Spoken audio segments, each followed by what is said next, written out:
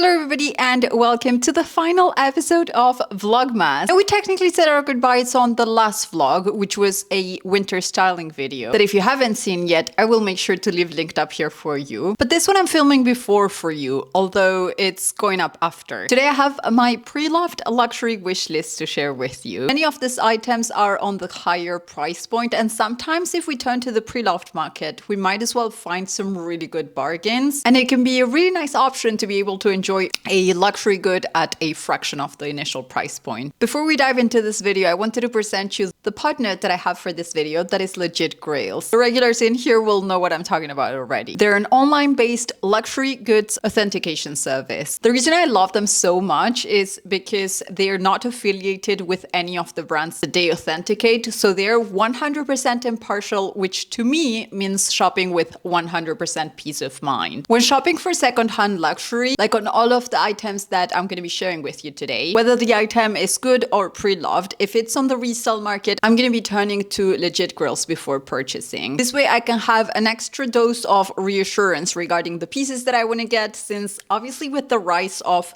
demand on luxury goods, the market has been absolutely flooded with fakes. Say for example this bag, that's one of the goods that I'm going to be mentioning on today's wish list. It retails for about $3,500 on the resale market, which I think is a pretty good price point for a piece like this one. However, there's a no return policy on the website of the seller. So what I'll do is I'll screenshot all of the pictures that the seller has included online, and I'm going to go into the legit Grails website to run an authentication service on the bag. I'll select Chanel amongst the brands that they offer. You can either type it in or just select from some that are sort of easy access, like the regulars in there, you know, Chanel, Vuitton, etc. And then the process is very straightforward. I just select how long I need the results, since there's going to be a little price point difference if you need the results in, say, 30 minutes, contrary to if you're willing to wait 24 hours to get your results. So if you found an item online that is likely to sell out really fast, you might want to opt for the 30 seconds option. If you're at a physical shop and you don't really want to wait around,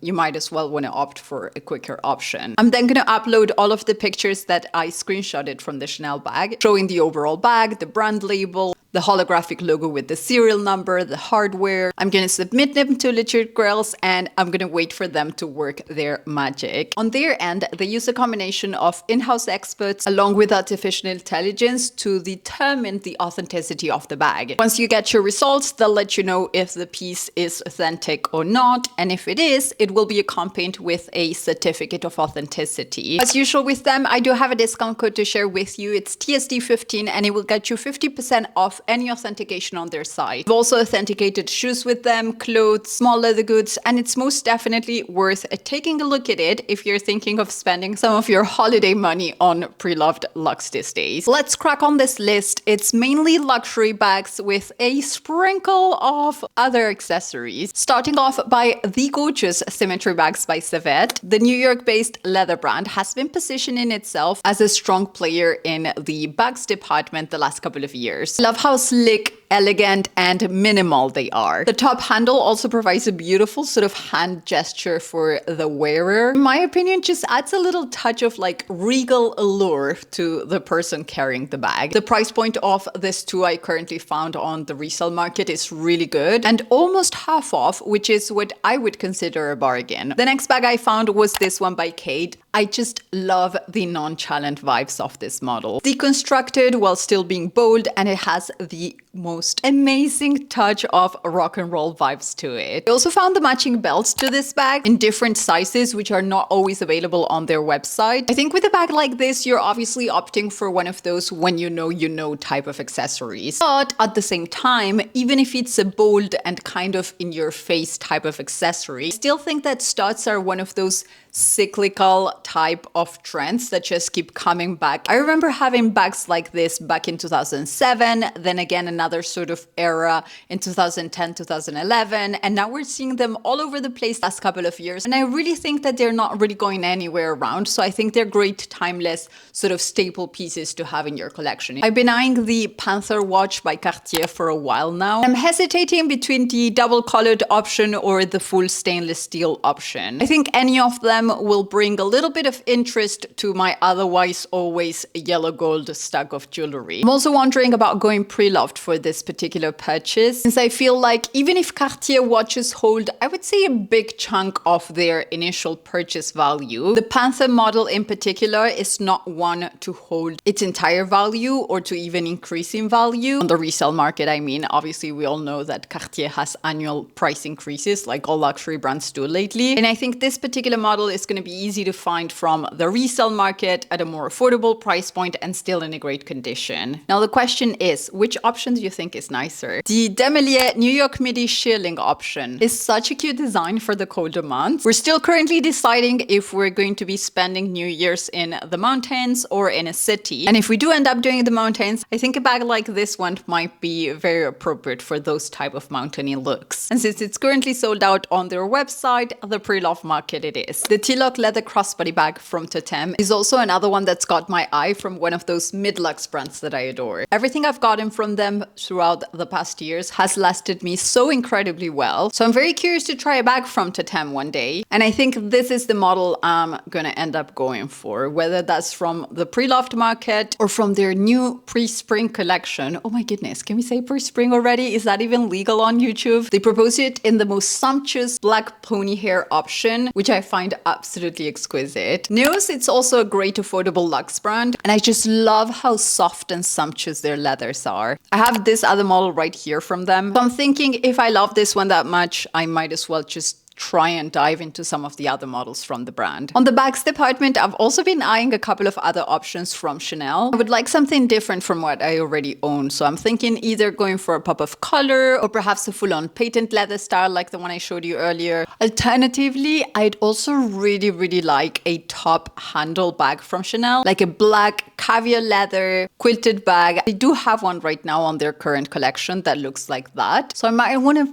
pay a little visit to the Parisian boutique soon and see if I can test my luck in there. The classic I think I'd enjoy adding to my collection one day is the Louis Vuitton Speedy bag. In the classic combination of the monogram print and the vachetta leather. This is such a great classic. I think my only issue with it is that the hardware doesn't look like it ages very well. Every time I held one at a secondhand store, I've realized the hardware kind of oxidizes a little bit. In any case, I think it's a beautiful overall piece, and even if it's covered in monograms, I still think of it as a classic, iconic, timeless model, which I'm thinking if it was good enough for Audrey Hepburn, it has to be good enough for us. Looking for pre-loved Speedies also made me think that it might be nice to find some pre-loved keep-all bags. This travel carry-all companion is also another classic. It'll be a great complement for winter to summer outfits equally, and I think it's a model that tends to age well overall. It's very nice and durable, and I know some people that have had theirs for about 20 years. So honestly, I don't know what I'm waiting to take the plunge. Now back to discussing a little bit more jewelry. I know this is a basic one, but I think the Cartier Love bracelet is a piece that I've had in my wish list for perhaps about 10 years now. And I've kept coming back to it throughout the years. But with the price increases that there's been on the boutiques,